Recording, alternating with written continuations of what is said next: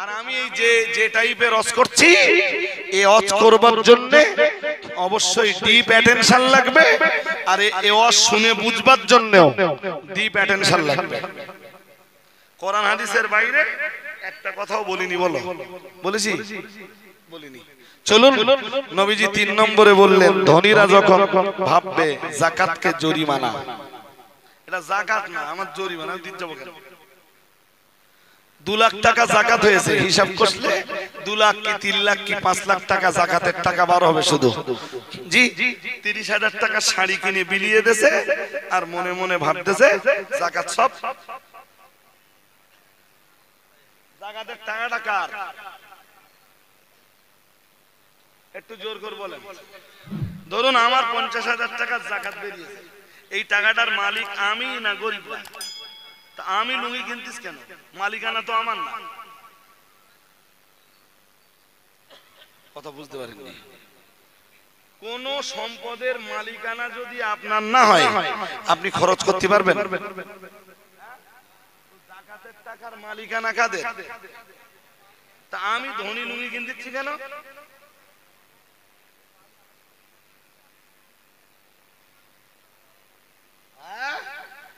লোকের দেখানোর জন্য।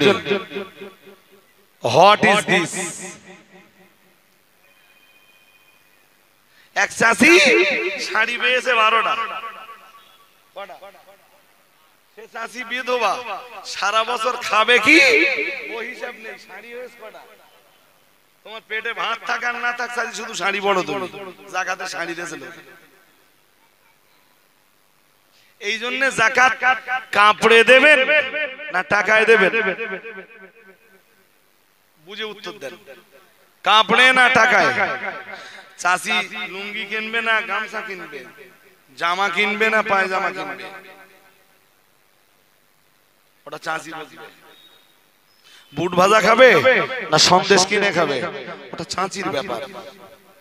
ও টাকার মালিকানা ধনীর।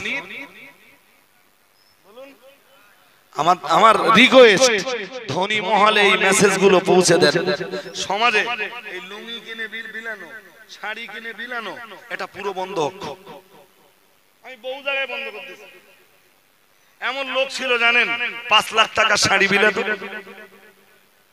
জি, ঘটনা চক্রে সম্পর্ক তৈরি হলো আমার সাথে। আল্লাহ 1 টাকা শাড়ি কিনবে, একটা শাড়ি যদি 1 টাকায় পাওয়া যায় তাও বিলাবেন না, এনে অধিকার নেই। জি, সে লোক এখন গরিবদের মাঝে রমজান মাস আসলে টাকা বিলিয়ে দেয়।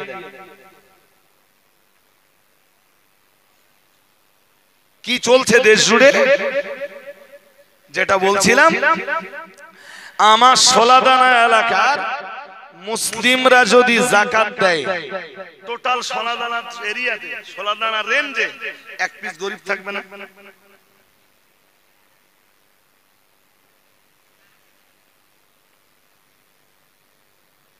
মানে পরের বছরে যাকাত নেওয়ার লোক ওই রেঞ্জে পাওয়া যাবে না। ধনীরা যাকাত দেয় না, ভাবে যাকাত জরিমানা। রাসূল 1500 বছর আগে 3 নম্বরে বলতেছেন, আমার উম্মতেরা যখন যাকাতকে মনে করবে, বলুন মনে করবে না করছে? শুরু হয়ে গেছে। 3 নম্বর হয়েছে না, 15তে 3 হয়েছে, তাহলে সামনে কটা আছে? 12টা। দেখতে দেখতে অল ইন্ডিয়া সুন্নাতুল জামাতের তরুণ তুর্কি মহতারাম হযরত মাওলানা ভাই আব্দুল মুহিত সাহেব, তিনি আপনাদের মাঝে এসেই পড়েছেন। মেহেরবানি করে আপনারা তার অশোনার জন্য বসুন, বাইরে যারা আছেন মাহফিলে আসুন। আর আমি শেষ কথাটা বলছি, 1-1.5 মিনিট একটু টাইম নিচ্ছি। আমার দায়িত্বে খাদিজা মাদ্রাসা চলে, আপনারা জানেন। ওই রমজানে আপনাদের এখানে একবার করে আসে, আপনাদের ইমাম সাহেব হুজুর সঙ্গে থাকেন, জি, মাদ্রাসার কালেকশনের জন্য, এটাও জানেন। তো রমজানে যারা পয়সা দেন খাদিজার জন্য, পয়সাটা গুছিয়ে রাখবেন, ইমাম সাহেবকে বলে রাখবেন, জিজ্ঞেস করবেন যে হুজুর কবে আসবে, ইমাম সাহেব বলে দেবে। আমি আসবই, আমার সুবিধা মতো আমি ইমাম সাহেবকে আগে থেকে জানিয়ে দেব ইনশাআল্লাহ। বলুন বলুন ইনশাআল্লাহ। 66টা মেয়ে এবার বুখারী কমপ্লিট করবে খাদিজা থেকে।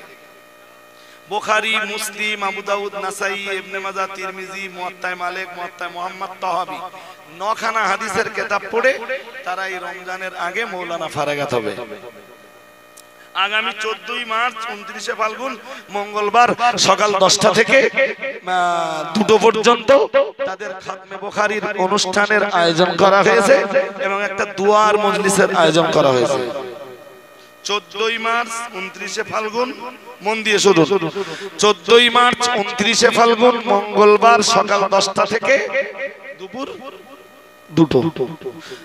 বুখারী শরীফের লাস্ট হাদিসটা বাকি রাখা হয়, ওই হাদিসটা একটা অনুষ্ঠান করে পড়া হয়। কথা বুঝতেছেন নাকি? তাতে আমার খরচও হয় অনেক। ধরুন এবারের আয়োজন 5 কুইন্টাল গোস্ত, কত? তো এই গোস্ত কিনতে আমি যা পয়সা খরচ করি, সব পয়সা আবার লোকে দিয়ে দেয়। ওখানে যারা যাবে, কেউ খালি হাতে যাবে, 10 টাকা হলেও দেবে, ঠিক কিনা বলেন? আরে 66টা মহিলা মাওলানা একসাথে বার হচ্ছে মানে বুঝতেছেন? সিলসিলায়ে ফুরফুরা শরীফের মতাদর্শে 66টা মহিলা মাওলানা, আল্লাহ কবুল করুন, বলুন আমিন। এরা তো আগামী দিন নারী সমাজকে নেতৃত্ব দিতে পারবে, হ্যাঁ না বলে না? মেয়েদের কিছু মসলা মশাইল আছে যেগুলো হুজুরদের জিজ্ঞেস করতে লজ্জা লাগে, হ্যাঁ না বলে না? ওরা তো সে মশলাগুলো নারী সমাজকে বলে দিতে পারবে না, পারবে না? জি, তো এই 66টা মাওলানা আলহামদুলিল্লাহ এই খতমে বুখারীর অনুষ্ঠানে আপনাদের দাওয়াত করে যাচ্ছি। যদি পসিবল হয়, সম্ভব হয়, একটু সময় করলে আর একটু নিয়ত করলে একটা দিন না একটু কাজের ক্ষতি হবে। একটু আসুন না একবার খাদিজা মাদ্রাসায়, আপনাদের পায়ের ধুলোটা পড়ুক।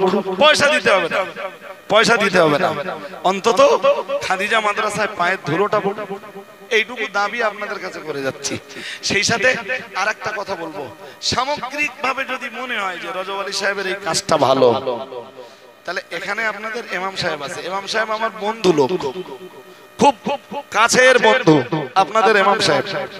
আপনারা কিছু মানুষ যদি খাদিজা মাদ্রাসার সদস্য হন, সদস্য মানে দাতা সদস্য, বছরে একবার পয়সা দিবেন।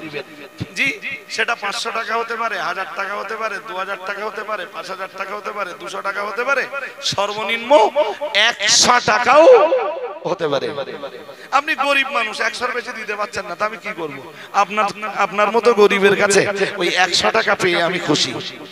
শুনুন মন দিয়ে, জি, তো আমি আপনাদের লাস্ট টাইম সবাইকে বলবো, ইমাম সাহেব হুজুরের কাছে আমি মাদ্রাসার সদস্য হওয়ার একটা ফর্ম রেখে যাব।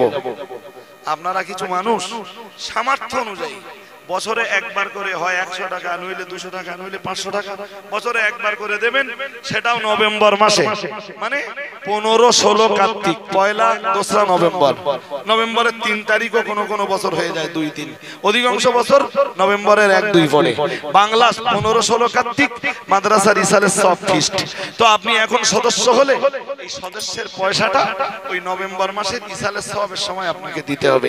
আমি যাওয়ার সময় অনুরোধ করে যাব যে খাদিজা মাদ্রাসার জন্য অন্তত প্রত্যেকেই একটা করে সদস্য হবে।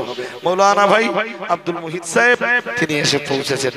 আমি মরিচাই আপনাদের মাঝে ইনশাআল্লাহ, আল্লাহ চাইলে আবার আসবো। যেটুকু বললাম সব তো কোরআন হাদিস অ্যাপ্লাই করলাম, আবার আপনাদেরকে কোরআন হাদিসের আলোকে বাস্তবতাগুলো তুলে ধরার চেষ্টা করব।